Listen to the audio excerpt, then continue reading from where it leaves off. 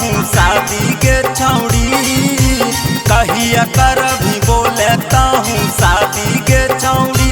तय अपन जवनिया बाटही गौवे में पर शादी के छौड़ी, तय अपन जवनिया बाटही गौवे में पर शादी के छौड़ी। कहिया कर भी बोलता हूँ शादी के छौड़ी, कहिया कर भी बोलता हूँ शादी के छौड़ी। तय अपन जवनिया बाटही गौवे में पर शादी के छौड़ी, तय अपन जवनिया बाटही गौवे में पर शादी के छौड़ी।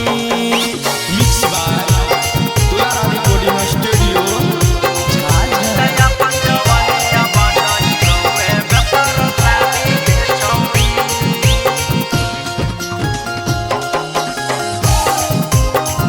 तय अपन जवनिया बाटही गौवे में पर शादी के छौड़ी।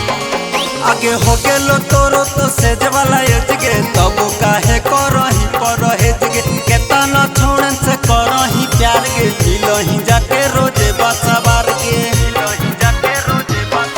आगे हो गेलो तोरो तो सेज वाला एज गे, तब काहे करही परहेज गे। केतना छोड़न से करही प्यार गे, मिलही जाके रोजे बसवार गे।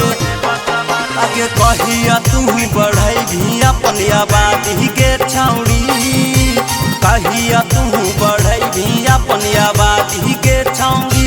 तय अपन जवनिया बाटही गौवे में पर शादी के छौड़ी, तय अपन जवनिया बाटही गौवे में पर शादी के छौड़ी।